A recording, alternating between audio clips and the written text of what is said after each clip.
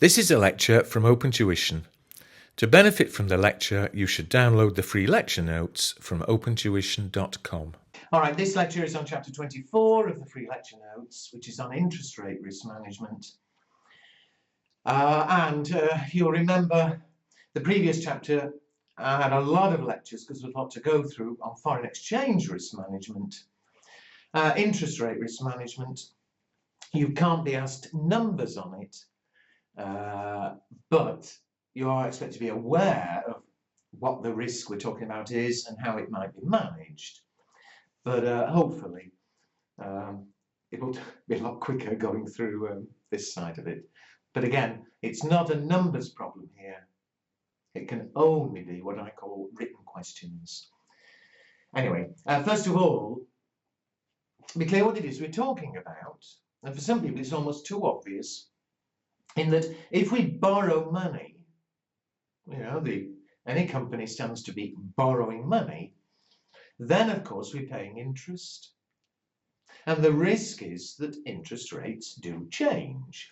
Interest rates today may be 10%. By next month, they may have gone up to 15%, or they may have gone down to 5%. And the fact that we're never certain what the rate of interest we're going to be paying is, that's the nature of the risk. However, there's an easy way of perhaps getting rid of the risk. If you borrow money, there are two ways of borrowing. You can either borrow at floating rate,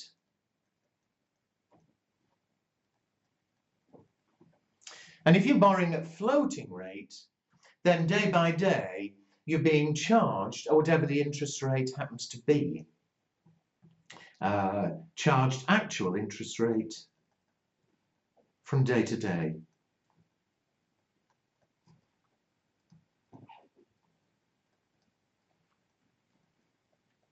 So clearly there's risk. I borrow 100,000 at floating rate.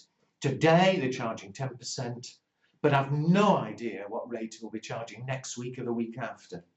Clearly, may end up paying more, may end up paying less. The easy way round that is to borrow at fixed rate. And if you borrow at fixed rate, all right, I take a loan from the bank. They tell me today what the rate will be, and that rate is then fixed for the term of the loan. The interest rate fixed at the start of the loan.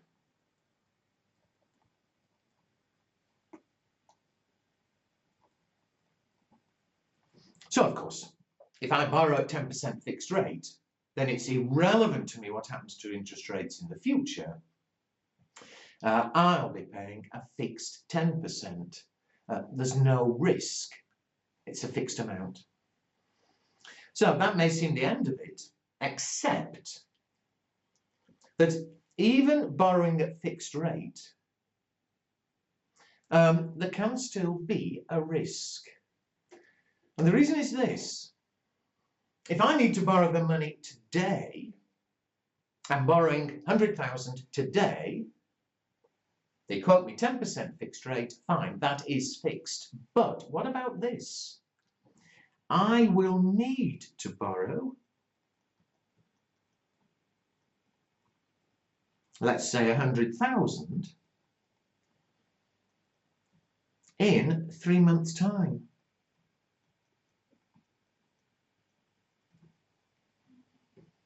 I want to borrow at fixed rate. The fixed interest rate quoted today is 10%. But I'm not borrowing the money today. If I was borrowing the money today, fine, it's fixed at 10%.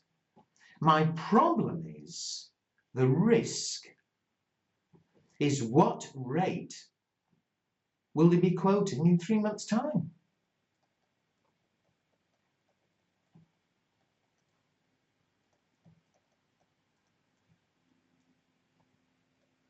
I don't know why I'm writing all that down, but still. But that's my problem. I'm not borrowing money today. I'm going to need to borrow money in 3 months' time. And even though today they're quoting 10% on fixed interest borrowing, obviously in 3 months' time, they may be quoting 12%. They may be quoting 8%. If I just simply wait 3 months and then go to the bank and take the loan, there is risk. I don't know how much to budget for the interest because we've no idea what rate we'll be quoting in 3 months. And so that is the risk we're talking about for the rest of this chapter. How can I remove that risk? How can I make sure that, if you like, I'm certain of what the rate I'm going to be charged is for a loan starting on a future date?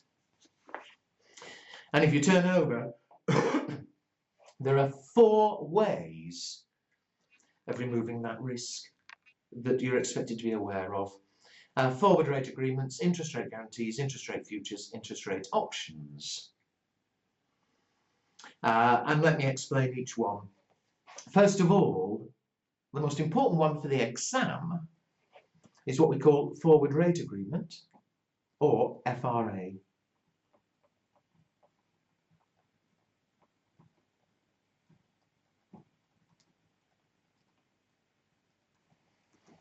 And what this is, I go to the bank today, I tell them I'll need to borrow 100,000 in 3 months' time. And they'll quote me a rate now, which will apply to a loan starting on a future date. It's interest rate quoted today, interest rate fixed today, for a loan starting on a fixed future date.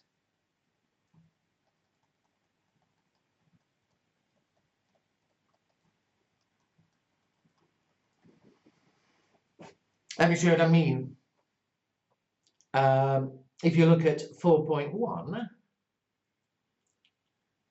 if we ask the bank to quote an FRA 3 to 9 on 100,000, well, what it is this. I go to the bank, I say I want to borrow 100,000. I tell them how long I want to borrow for, let's say for 6 months.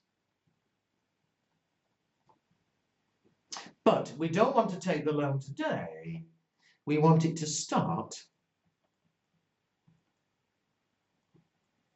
in 3 months' time. So I'll have to tell the bank how much I want to borrow, clearly, how long I want to borrow it for, and when I want the loan to start. And the bank will then quote me a rate, a fixed rate.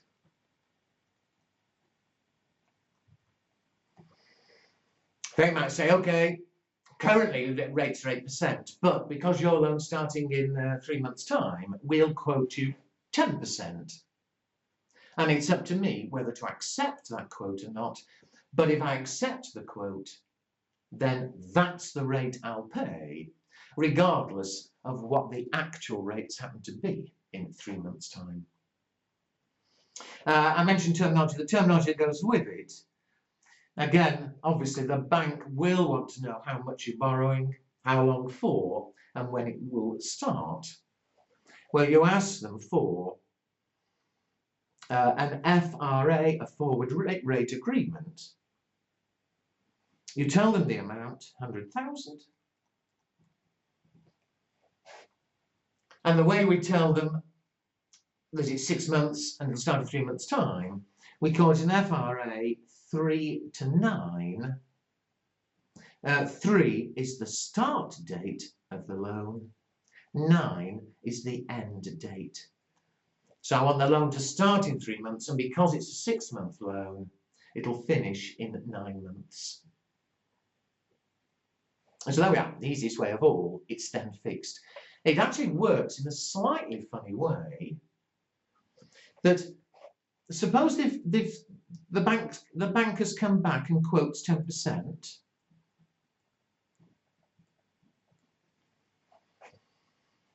I haven't paid any money or anything, we've just agreed that it'll be 10%.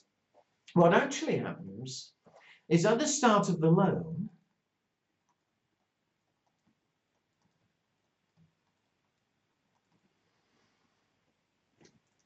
I'll show two examples. Suppose the actual rate on that date is 11%. Well, they promised me a fixed rate of 10%. But what actually happens, it's almost as though there are two different departments in the bank. I actually have to pay the actual rate 11%. But then because the bank promised me it would be 10%, that was the fixed rate they quoted, the bank gives me back 1%. So the net effect is I do pay 10, but it's as though it's two different departments. The lending department charges me whatever the rate is. The bank who quoted the rate, or the department rather, that quoted the fixed rate, they give back the difference. Or equally, if the actual rate turned out to be only 9%, well, the department that's actually giving the loans, they'll charge me 9, I'll have to pay 9%. But because I'd agreed to accept this fixed rate, this time, the department that we agreed it with, I'd have to pay the bank the extra 1%. So the end result, I say it works in a slightly funny way, but I'm not over concerned. The end result, whatever happens, is that if we've agreed the forward rate, then whatever happens, I end up paying 10%. I can't pay more, but at the same time, of course, I can't pay less. That's an FRA. The next one is an interest rate guarantee, or an IRG.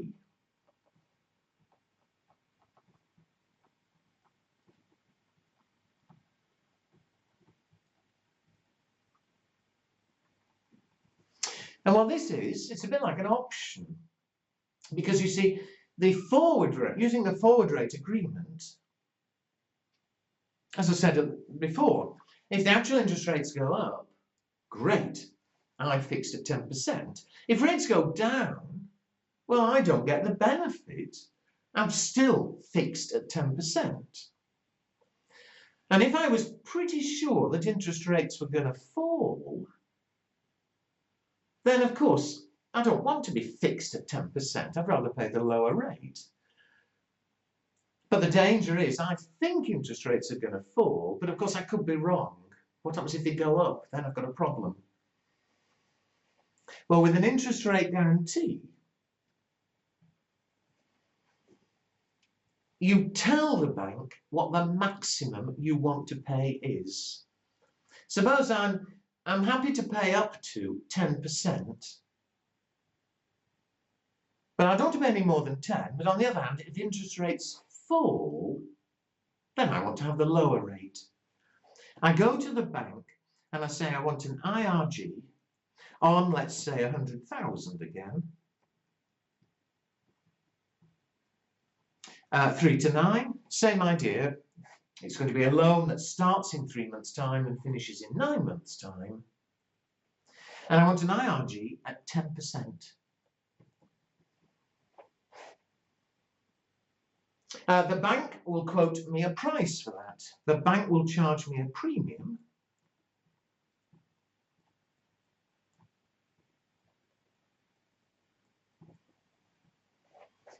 Then, let's say, they can charge me whatever they want. Let's suppose they charge me 5,000.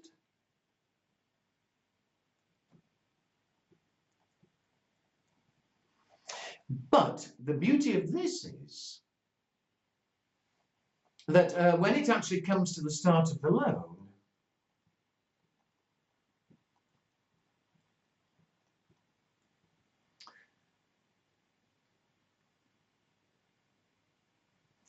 if first of all actual interest rates are 12%, Well, I've got this IRG. They're guaranteed a maximum of 10%. And so we'll use this IRG and we'll actually pay only 10%. But on the other hand, if the actual interest rates have fallen and are only 8%, well, fine. In that case, I don't use the IRG.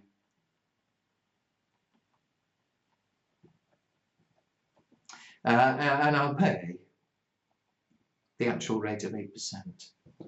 So you can see what I mean when I say it's like an option. IRGs are fixing a maximum rate. But because you can only win, you can't lose, if you understand me. If rates fall, you get the benefit, but if rates go up, you're limited. The bank will charge. They can charge whatever they want. You know, I said 5,000, but it's whatever they want to charge. And that 5,000 would be payable whether you use the IRG or whether you don't. Again, it's like taking insurance. Pay the 5,000. Hopefully, it was wasted money because interest rates fall and you don't use it. But it does mean you're protected, that if interest rates do go above the limit, well, you have that limit, you won't pay extra.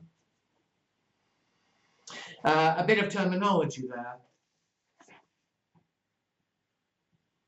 there. When you're using an IRG, if you're borrowing money,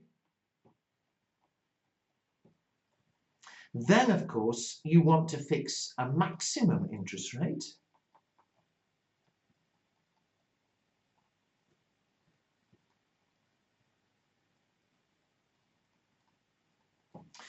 And the word we give it, we say it's a cap, an interest rate cap.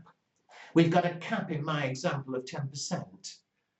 It's a cap, you know, you put a cap on your head and you can't go any higher. A cap is fixing a maximum interest rate. If, on the other hand, you were depositing money,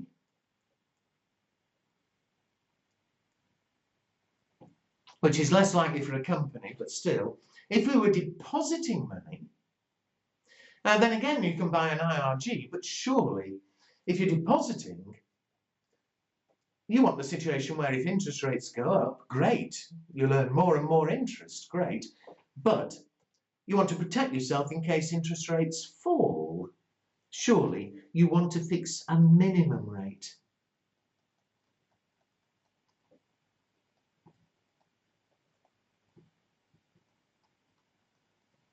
Well, if we're fixing a minimum interest rate, we call it a floor, because the floor stops me going down any further. So if I'm borrowing, I want a cap, so I can't go any higher. If I'm depositing, I want a floor, so we can't go any lower. Okay, so that's interest rate guarantees. In a similar way to foreign exchange risk, although here I'm talking about going directly to the bank and they quote you a premium, there are, and it is effectively an option, there are traded options where instead of going to the bank, you get it through effectively something like the stock exchange. However, they are really messy and certainly not relevant for F9. Traded options, it's P4 where you'll see what happens. So that's FRA's IRGs. The next one is interest rate futures.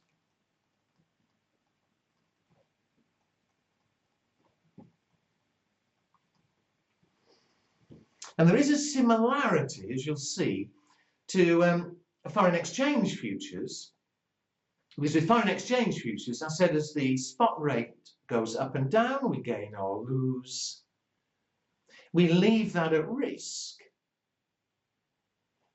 But to cancel the risk, we deal in these futures, where as the spot rate goes up and down, the futures price goes up and down, but they go in different ways. It cancels the risk. Well, there are interest rate futures available that work in the same sort of way, but they are a little bit funny.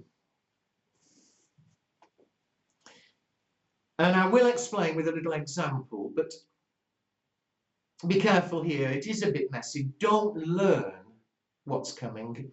I'm just trying to show you basically how they work. But you cannot be asked calculations on these in paper F9. But I still think it's worth me showing you a little example to make it clear. Obviously, interest rates go up and down. Maybe 10% at the moment, it may go up to 12, it may go down to 8. There are interest rate futures available, but rather than quote them as an interest rate, they quote a price, which is 100 minus interest rate. What I mean is, if the interest rate is 10%, futures they don't quote as a percent. They take 100 minus 10. The futures will be quoted at 90. They give it a price. They say, well, the future costs 90. On the other hand, if interest rates were 8%, the futures price is quoted at 100 minus 8. The futures price would be 92. If the interest rate was 15%, futures price 100 minus 15, 85. Now, for what's coming, it is quite important to realise that as interest rates go up and down, these futures prices go up and down as well. But they're going in the opposite way. A lower interest rate rather, means a higher futures price. A higher interest rate means a lower futures price. Let me show you how it works. Example 1. Today is 3rd of October and interest rates are 8% per annum, and we want to borrow 6 million for 6 months, starting on the 1st of January. Now, again, we're not going to borrow the money now, but just suppose if we did borrow now, how much interest will we pay? We're borrowing 6 million. The interest rate is 8%, the quoting interest rates of 8% a year, but we're only borrowing for 6 months. And so the actual interest we'd be paying if we borrowed now, 6 million, 8%, half a year, is 240,000. However, as I say, we're not borrowing now, and that's the problem. We're going to be borrowing on the 1st of January. And of course, by the 1st of January, the interest rate may have gone up or down. We're at risk. It may have gone up to 10%, it may have gone to 8% or whatever. And so, rather like foreign exchange futures, we will leave the transaction at risk. I'll illustrate with figures in a minute, but it means that when we come to borrow in January, whenever it is, we'll pay whatever the interest rate happens to be. But to cancel the risk, we'll start today a futures deal.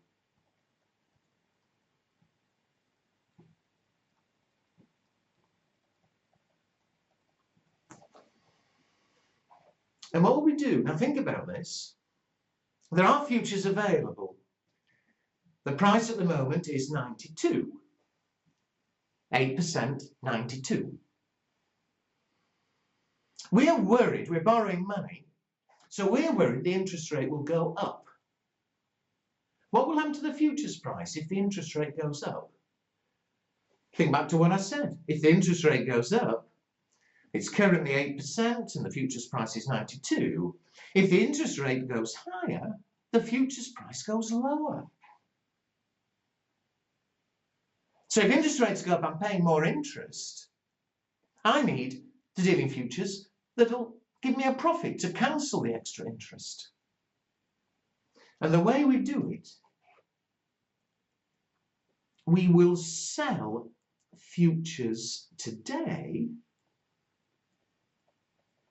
at today's price, which is 92, and then we'll buy back on the date of the transaction.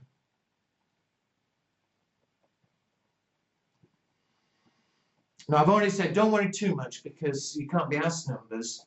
Some people found that awfully strange. How on earth can you sell when you haven't got any futures? Doesn't matter. You ring the dealer, and remember from the foreign exchange one, it's just simply a phone call. Buy futures, and then a week later, a month later, sell futures, and you get the profit or paying the loss. Well, equally, you can ring the dealer and say, sell futures. And then later, you have to ring him later and say, buy futures. And then they work out what's the profit or the loss. And so we will sell today at 92. And if interest rates go up, the futures price will go down. And the difference between the two will be our profit. You'll notice the question says 3-month January interest rate futures are available at 92. January futures means that we must finish the deal by the end of January. That's no problem. Today's 3rd of October. The loan starts on 1st of January. We will finish the deal. When it says 3 months interest rate futures, it means when they come to calculate the interest, the gain, 92 is like 8%. But when they calculate profit or loss, they'll work it as though it's yearly interest calculated for 3 months. It's really odd, but it always works like this. And so what we'll do, and you'll see why in a minute, because we're borrowing for 6 months, and interest on futures is only calculated for 3 months, we'll buy 6 over 3, 2 times the amount of the loan, 6 million.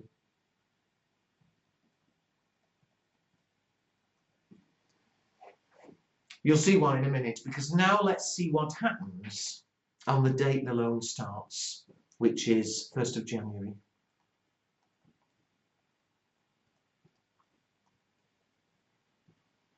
First of all, the loan interest. We borrow the money at whatever the interest rate happens to be. And he says, assume, at the bottom, assume interest rates have changed to 10%. Well, we're borrowing 6 million. The interest rate when the loan starts is 10%. But again, it's a yearly rate. We're only borrowing for 6 months. And so we'd end up paying interest of, I think it's 300,000. Which, of course, is a lot more than if we borrowed now. Interest rates have moved against us. We're losing. However, on the same day, we will finish the futures deal.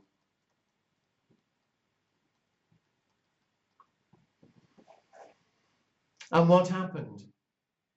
The futures deal, today I have started the deal, and I told him, the dealer, I wanted to sell 12 million. At what price? 92. On the date the loan starts, we finish the deal, we'll ring the dealer and say we'll buy futures. And the question says, interest rates have gone to 10, futures price has gone to 90, 100 minus 10.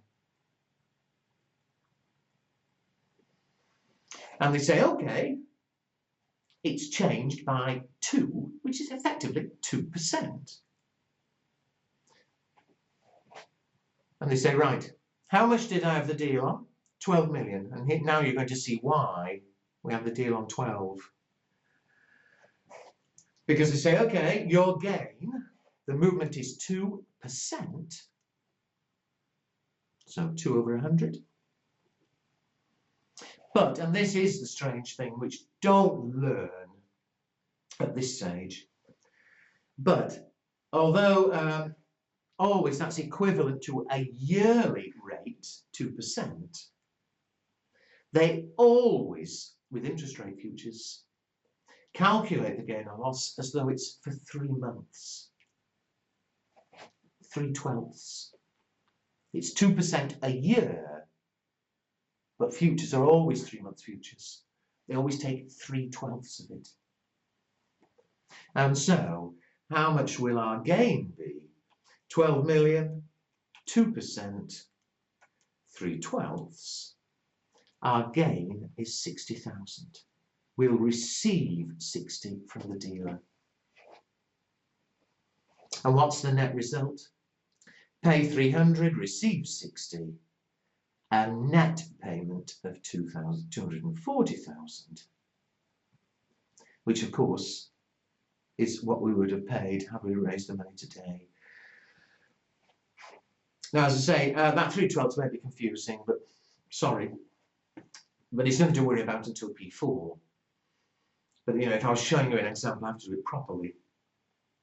More importantly, though, is the principle that if interest rates are higher, we're losing on the interest, but we make a compensating gain on these futures. And equally, if it had gone the other way, if interest rates had gone down to 6%, we'd have paid less on the loan, we'd have gained. But had interest rates gone down to 6%, futures price would have gone up to 94. We'd have lost money on the futures deal. So here, lose on the loan, gain on the futures, they cancelled out.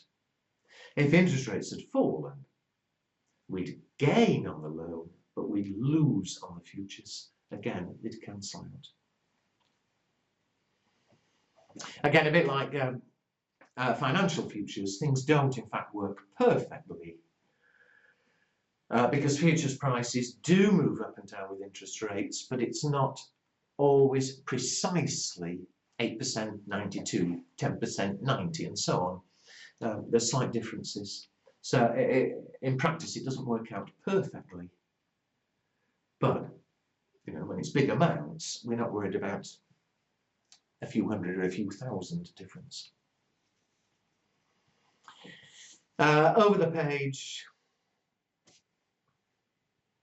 interest rate options I mentioned before, caps, floors, and collars. Well, I've explained a cap and a floor. There are situations, but again, it's really P4. A cap, you're fixing the maximum rate, which is relative to your borrowing. A floor, if you're depositing, you're fixing a minimum rate. There are situations, but this is P4, where you might want to fix a maximum and a minimum. Well, if there's a maximum or a minimum, we call it a collar. Over the page, back to fixed and floating. I said right at the beginning, our business always has the choice of borrowing at fixed rates or borrowing at floating rates.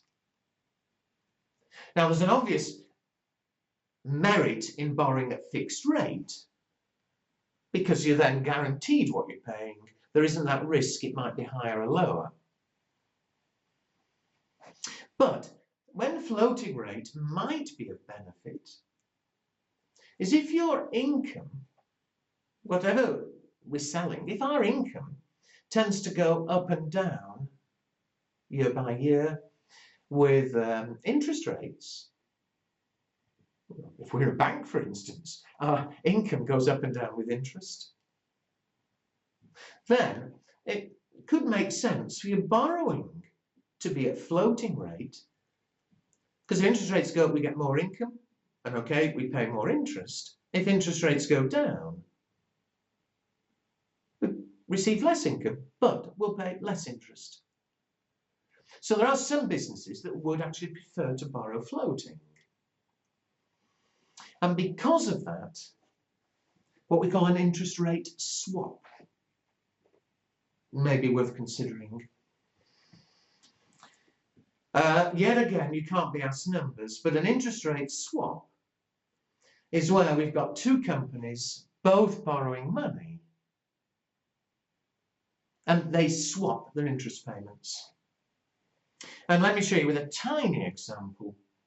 Again, you can't be asked numbers, but a tiny example of why or how that might be beneficial. Look at example 2. Company X can borrow at a fixed rate of 10% or a floating rate of LIBOR plus 3%. Now, LIBOR is what we call the London Interbank official rate, and it's the floating rate that goes up and down. But any one company will have to pay a bit more than the official rate, depending on their credit worthiness, how risky they were. So if you're borrowing floating rate, the bank always takes what they call the official rate and then adds on a bit depending on how risky you are. So they can borrow at a fixed 10 or floating of this LIBOR plus 3. Company Y,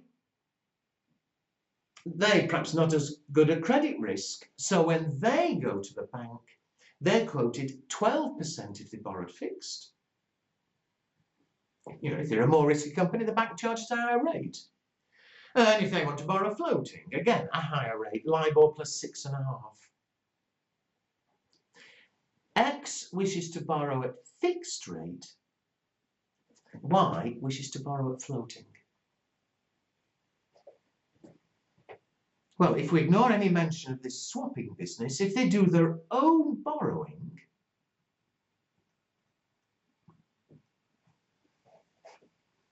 X wants to borrow fixed, they'll pay 10%.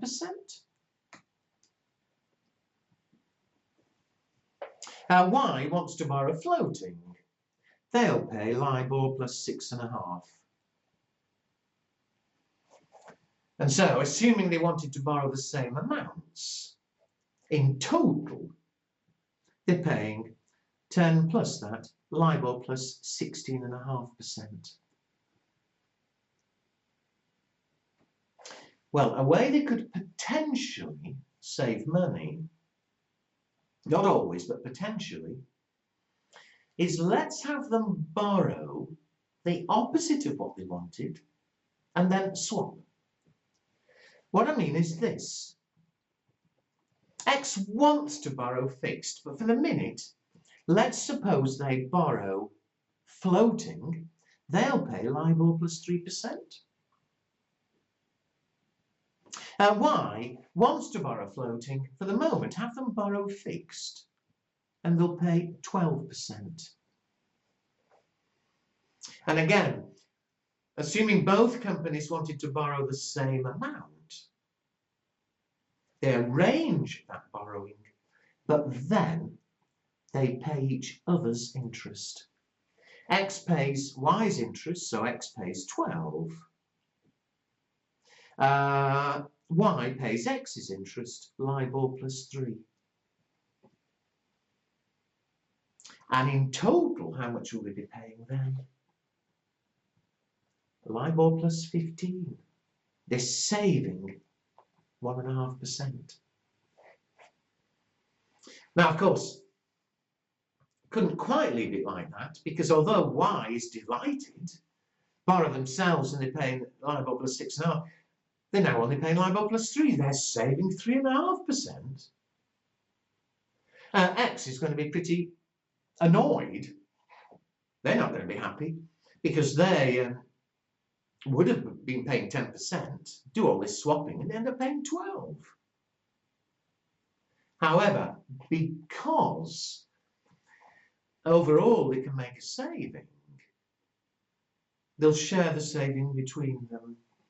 And what in fact will happen, to make it all work, Y will pay X each year.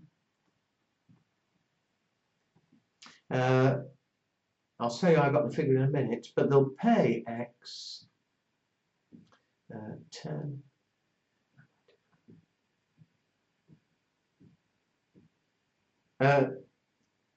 2.75%,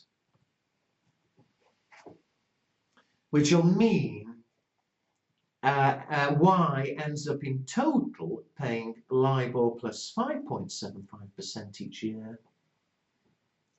They're paying it to X, so X receives 2.75, and X will end up net payment 12 minus that, 9.25%. And what's happened, you see, is they both end up saving 0.75%. X would have paid 10, ends up paying 9.25. They've saved 0.75%. Y would have paid 6.5, only pays 5.75 above. They've saved 0.75%. So again, doing it's a bit messy. You won't be asked to do it in the exam, but that's what a swap is. And that's why people might do it. It doesn't always give a saving, but potentially it can give a saving. And again, how do you find the other company? Well, banks have departments which will arrange this. They've got lots of companies wanting to borrow fixed. They've got other companies wanting to borrow floating. They will sort of match you and potentially save money. Okay, so that's the end of that. Can I repeat one last time? Although the examiner can and has tested that you understand basically each of these ways: futures, FRAs, IRGs, swaps. You cannot be asked arithmetic on them in F9.